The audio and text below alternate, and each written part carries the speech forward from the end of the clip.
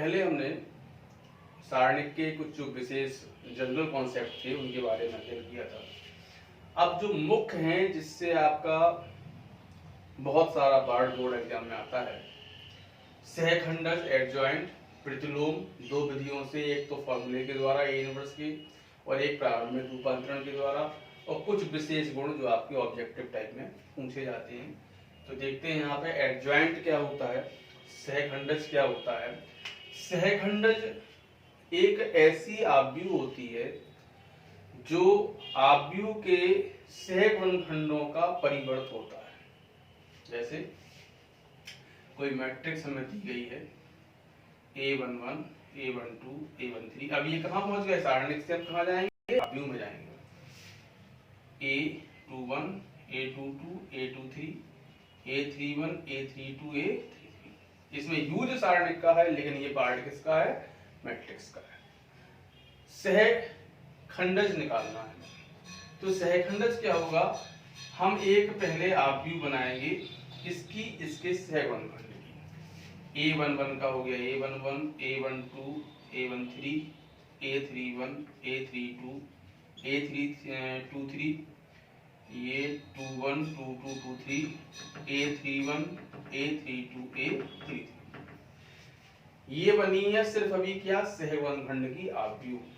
फिर एडजॉइंट क्या होता है इसका ट्रांसपोज। इसको परिवर्त कर देंगे, मतलब ये हो जाएगा A11, A21, A31, A12, A22, A32, A13, A23, A33। ये जाके होगा आपका क्या? एडजॉइंट, सहखंडज। सीधी सी बात, आपको सहगुणनखंड निकालना है। पिछले आप वीडियो में पढ़ चुके हैं। उसके मैट्रिक्स को आपको ट्रांसपोज कर देना है जिससे आपको उसका एडजॉइंट मिल जाए। अब इस एडजॉइंट से कुछ रिलेटेड कुछ विशेष गुण आ जाते हैं। विशेष गुण क्या आ जाते हैं वो भी हम यहाँ देख लेंगे।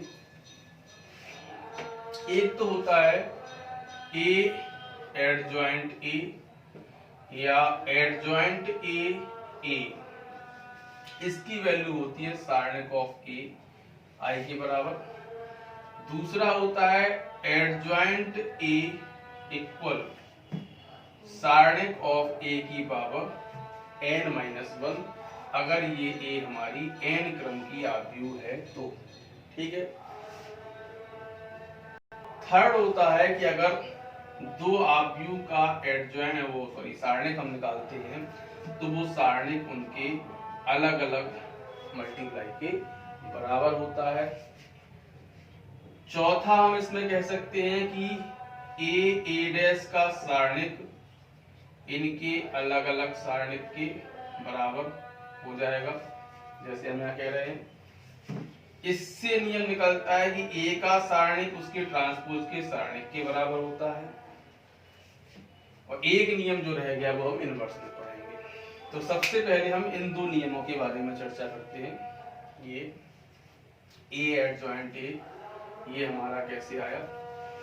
देखिए, जैसे हमने मान लिया मैट्रिक्स अभी हमने मानी थी A11, A12, A13, A21, A22, A23, A31, A32, A33। ये हमारी मैट्रिक्स है। इसका हमने एडजॉइंट निकाला। अभी आपने देखा था क्या निकला था? A11 आया था यहाँ पे, फिर ये यहाँ पहुंच गया था, A21 आ गया था, A31, यहाँ A12, A22, A32 आ गया था, फिर A13 आया था, A23 आया था और A33 आया था। इन दोनों का हमको करना है मल्टीप्लाई। तो A एडजॉइंट A का जब मल्टीप्लाई करते हैं तो पहले A की मैट्रिक्स देखो, A11, A12, A13, A21, A22, A23, A31, A32, A33, और इसमें मल्टीप्लाई कर रहे हैं हम A11, A21, A31, A12, A22, A32, A13, A23, A33। देखिए मल्टीप्लाई में क्या होता है, इनके स्तंभ का इनकी पंक्तियों से मल्टीप्लाई। देखिए आप क्या आएगा, A11 A11, फिर A12 A12, यही तो आएगा इसका A11 A11 plus A12 A12, फिर आएगा A13 A13। और इसका जब दूसरे में हम करेंगे तो जैसे इसका हमने किया तो क्या होगा A21 A11, A22 A12 और A23 A13। इस प्रकार से हम मल्टीप्लाई करेंगे तो आप देखिए क्या कंडीशन आती है। पहला हमने पढ़ा था ये किसके बराबर होगा, सारणिक का प्रसार। ये नीचे जीरो ये नीचे जीरो, क्योंकि जो कोफैक्टर हैं, जो सहगुणनखंड हैं, जिस पंक्ति के अवयव हैं दूसरी पंक्ति के, तो इनका मल्टीप्लाई कितना होता है, जीरो। अब जब इसका हम मल्टीप्लाई करेंगे, इसका मल्टीप्लाई हम करेंगे यहाँ से ये, तो ये मल्टीप्लाई हम करेंगे इसमें, तो ये आपका जीरो हो जाएगा। जब इसका मल्टीप्लाई हम इसमें करेंगे तो हमारा सारणिक ऑफ ए आ जाएगा। इसका इसमें करेंगे ये जीरो आ जाएगा, इसी से जीरो जीरो सारणिक ऑफ ए आएगा। सारणिक ऑफ ए हमारा इसमें से बाहर आएगा, अंदर मैट्रिक्स बचेगी 1 0 0 0 1 0 0 0 1, और ये हमारी इकाई आती है। तो इस प्रकार ए एडजॉइंट ए इंटू ए जो है वो आपका सारणिक ऑफ ए के और आई मैट्रिक्स के मल्टीप्लाई के बराबर होता है। ये कभी कभी पूछा जाता है। इसके बाद हम आते हैं सेकंड जो रिजल्ट था हमारा, एडजॉइंट ए इक्वल सारणिक ऑफ ए की पावर n माइनस 1। तो पिछले रिजल्ट में हमने पढ़ा था ए एडजॉइंट ए इक्वल है सारणिक ऑफ ए इंटू आई के बराबर। मान लिया कि ए आव्यूह का क्रम n है। अब इसको हम क्या लिख सकते हैं, ये हमने पढ़ा था। अब इसका हम दोनों साइड अगर सारणिक लेते हैं तो ए एडजॉइंट ए का डिटरमिनेंट्स इक्वल डिटरमिनेंट्स ए आई का डिटरमिनेंट्स। इसमें क्या हो जाएगा, इसमें हमने पढ़ा है कि जब हम डिटरमिनेंट्स दो मैट्रिक्स के मल्टीप्लाई कर लेते हैं तो उनके गुणनफल के बराबर होता है। तो ये हो जाएगा डिटरमिनेंट्स ऑफ ए और एडजॉइंट ए का डिटरमिनेंट्स। अब सारणिक ए का जब हम डिटरमिनेंट्स लेंगे तो ये हो जाएगा डिटरमिनेंट्स ऑफ ए की पावर n। जितने क्रम की है, हमने एक चीज पढ़ी है, देखो के ए का डिटरमिनेंट्स जब हम लेंगे तो जितने क्रम की ये मैट्रिक्स में होगी उतनी ही पावर उस पे आ जाती है हमारी, और यहाँ आपका ए अलग हो जाता है। तो यहाँ ये एक संख्यात्मक है और किस क्रम की मानी थी, n, तो ये एक अदिश वैल्यू होगी। तो अदिश वैल्यू, अदिश मान जब होता है तो उस पर पावर उतनी ही की आ जाएगी जितने क्रम का वो है। तो a की पावर n और ये i का डिटरमिनेंट जब हम निकालेंगे तो ये हमारा 1 हो जाएगा। तो ये कितना बचा, सारणिक of A adjoint A determinants a की power n minus 1, sorry a की पावर n, और ये उस साइड जाएगा तो एडजॉइंट a का सारणिक हो जाएगा a की पावर सारणिक का n माइनस 1। इस तरीके से ये हमारा प्रूफ होता है। क्लियर हुआ होगा आपका। अब इसके बाद एक चीज जो हमारी आती है वो है प्रतिलोम। और प्रतिलोम व्युत्क्रम कैसे होता है, इसको कैसे हम डिफाइन करते हैं। अगर कोई मैट्रिक्स A है और किसी अन्य मैट्रिक्स का उसके साथ मल्टीप्लाई हमने किया और अगर हमें एक इकाई आव्यूह मिल जाता है तो हम कहते हैं कि वो मैट्रिक्स दी गई मैट्रिक्स का प्रतिलोम है, व्युत्क्रम है। ए बी इक्वल आई आ जाए या बी ए इक्वल आई आ जाए, दोनों कंडीशन में अगर आई आ जाता है तो हम कहते हैं वो उसका इनवर्स है। अब इसी में आप देखिए जैसे फॉर्मूला कैसे आता है, ए एडजॉइंट ऑफ ए इक्वल कितना था, सारणिक ऑफ ए, ये हमने पढ़ा। अब अगर इसमें हम देखते हैं ए एडजॉइंट ए अपॉन में इस सारणिक को हमने यहाँ कर दिया, इक्वल हो गया आई। तो अब इन दोनों मैट्रिक्स का मल्टीप्लाई कितना आ गया, 1 आ गया, आई आ गया, सॉरी आई आ गया। तो ये मैट्रिक्स हमने अगर मान ली b equal adjoint a upon सारणिक ऑफ a है और सारणिक of a is not equal 0 होना चाहिए, तो ये b क्या हो गया, इसका इनवर्स हो गया। मतलब a का इनवर्स जो है वो b हो गया, मतलब एडजॉइंट a अपॉन सारणिक ऑफ ए। तो ये इसका फॉर्मूला है निकालने का, आसान तरीका है। एडजॉइंट ए आपने पढ़ चुके हैं कैसे निकालते हैं। सारणिक ए आपको उसका प्रसार है, सबसे पहले इसी को हम निकालेंगे, प्रसार करके देखेंगे, और प्रसार अगर 0 नहीं आता है तो हम कह देते हैं कि वो हमारा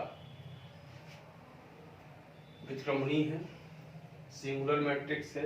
ये दो मैट्रिक्स हमारी और थी, एक थी व्युत्क्रमणीय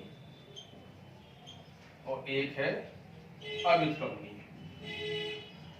व्युत्क्रमणीय का मतलब होता है नॉन सिंगुलर मैट्रिक्स, और अव्युत्क्रमणीय का मतलब होता है सिंगुलर मैट्रिक्स। व्युत्क्रमणीय का मतलब होता है सारणिक of A is not equal 0, अव्युत्क्रमणीय का मतलब होता है सारणिक ए ऑफ 0। किसी आव्यूह का जब प्रसार 0 नहीं आता है तो वो नॉन सिंगुलर या व्युत्क्रमणीय आव्यूह कहते हैं, और जिसका 0 आ जाता है वो हम अव्युत्क्रमणीय आव्यूह कहते हैं। ये आपके मैट्रिक्स के जो टॉपिक हमने पढ़ाए थे उसमें ये दो आव्यूह आपके प्रकार में एक इसलिए नहीं पढ़ाए थे क्योंकि इनको हमें प्रतिलोम में पढ़ना था। तो ये सबसे पहले हम कंडीशन सेटिस्फाई करते हैं कि ये जब 0 नहीं होगा तभी इनवर्स निकलेगा, मतलब जब मैट्रिक्स नॉन सिंगुलर होगी तभी हमारा इनवर्स निकलेगा। तो इस तरीके से आप इनवर्स निकालेंगे। अब इसमें आता है दूसरा इनवर्स का तरीका, प्रारंभिक रूपांतरण। प्रारंभिक रूपांतरण क्या होता है?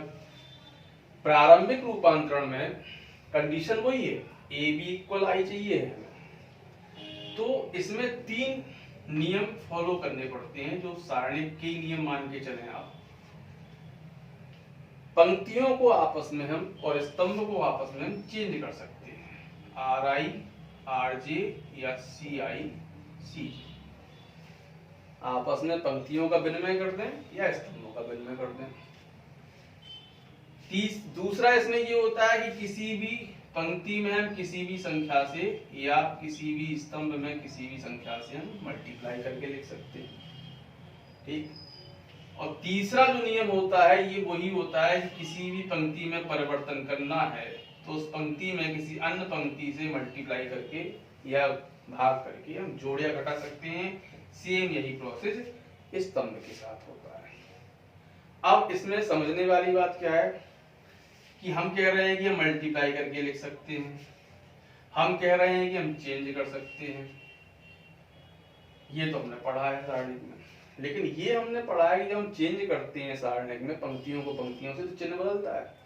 लेकिन इसमें क्या होता है कि दोनों साइड हमारी मैट्रिक्स चलती है, तो जो चेंज हम इस तरफ करते हैं वही चेंज हम इस तरफ करते हैं, तो उसका वो प्रभाव जो होता है वो समाप्त हो जाता है। इसलिए आपको चिन्ह परिवर्तित करने की आवश्यकता नहीं है। अगर हम गुणा करते हैं तो जितने से गुणा यहाँ करते हैं उतने से गुणा यहाँ होगा, कोई परिवर्तन नहीं होगा। अब दूसरी बात समझने वाली क्या है, इसमें रूपांतरण में 2 रूपांतरण होते हैं, एक होता है पंक्ति रूपांतरण, एक होता है स्तंभ रूपांतरण। पंक्ति रूपांतरण जो हम करते हैं तो a इक्वल हम आई ए लिखकर परिवर्तन करते हैं, प्री मल्टीप्लिकेशन आई से। और जब स्तंभ रूपांतरण करते हैं तो a इक्वल ए आई करके लिखते हैं। क्या किया जाता है, यहाँ जिस मैट्रिक्स का आव्यूह का हमें इनवर्स चाहिए वो मैट्रिक्स लिख देंगे, यहाँ आई लिख देंगे इकाई आव्यूह और यहाँ ए लिख देंगे। अब इस मैट्रिक्स को हमें बदलना है आई में इन 3 नियम की सहायता से, मतलब 1 0 0 अगर ये 3 क्रम की है और यहाँ परिवर्तन करेंगे तो यहाँ भी वही परिवर्तन करेंगे, तो जो यहाँ मैट्रिक्स मिल जाएगी वो उसकी इनवर्स हो जाएगी। ए इक्वल आई ए लिखेंगे, यहाँ ए की मैट्रिक्स लिखेंगे, यहाँ आई लिखेंगे। जैसे मान लिया 1 2 3 3 4 5 6 ये कुछ भी हमारे पास मैट्रिक्स है, यहाँ 1 0 0 0 1 0 0 0 1 और ये। अब हमें क्या करना है, इसको यहाँ परिवर्तित करना है, यहाँ हमें चाहिए है, और यहाँ जो मैट्रिक्स परिवर्तन से बनेगी वो उसकी आपकी इनवर्स हो जाएगी। इस प्रकार में उसका इनवर्स मिल जाएगा। बस ध्यान ये रखना है कि पंक्ति रूपांतरण के लिए आइए, स्तंभ रूपांतरण के लिए ए आई। तो इनमें से किसी एक की आप प्रैक्टिस कीजिए जिससे आप कंफ्यूज ना हो। क्वेश्चंस के बारे में हम बाद में चर्चा करेंगे, अभी कॉन्सेप्ट के बारे में चर्चा हो रही है। अब इसमें एक जो हमारा कॉन्सेप्ट है वो क्या है कि अगर जैसे हमने इनवर्स निकाल लिया, अब हम ये कैसे डिसाइड करें कि इनवर्स जो हमने निकाला वो हमारा सही है। हमें मालूम है कि किसी आव्यूह के इनवर्स का उस आव्यूह में मल्टीप्लाई करते हैं तो हमें इकाई आव्यूह मिलता है, ठीक है। इससे एक हमारा क्वेश्चन भी सॉल्व हो रहा है। अब दोनों साइड हमने इसका सारणिक लिया, इसको हम लिख सकते हैं सारणिक ऑफ ए इनवर्स, इकाई आव्यूह का सारणिक होता है 1।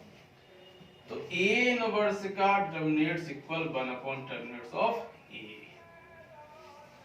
तो आप चेक कर सकते हैं कि जो आव्यूह का प्रसार डिटरमिनेंट्स आया था और जो ए इनवर्स का डिटरमिनेंट्स आया था, उन दोनों का मल्टीप्लाई अगर 1 आ रहा है हमारा, तो इसका मतलब हमारा आव्यूह का इनवर्स जो हमने निकाला है वो सही है। बहुत सिंपल है और 2 मिनट आपको ज्यादा लगेंगे, इससे आपका क्लियर हो जाएगा। अब इसमें एक चीज और आती है आव्यूह विधि से समीकरण के हल। हमारे पास 3 समीकरण होंगे या 2 समीकरण होंगे। 3 समीकरण होंगे तो 3 चर राशियां होंगी x y z के रूप में या जो भी हो, और 2 होंगे तो 2 चर होंगे। तो उसके लिए क्या करना होता है, समीकरण को हम ax इक्वल b के रूप में लिखते हैं। ax इक्वल b से मतलब क्या होगा, a वो मैट्रिक्स है जो समीकरण के पहले समीकरण के गुणांक सभी x y z के, दूसरे समीकरण के गुणांक और तीसरे समीकरण के गुणांक, अगर उसमें x y z दिए हैं, और अगर x1 x2 x3 दिए हैं तो x1 x2 x3 आ जाएगा। और यहाँ लिख देंगे x y z, और यहाँ जो इक्वल में संख्याएं होती है वो लिख देंगे। अब ax इक्वल b के बाद हम दोनों साइड इसमें a से करते हैं मल्टीप्लाई। तो a इनवर्स a इक्वल हमें मालूम है ये हो जाता है i, तो ix equal a inverse b, तो x equal a inverse b।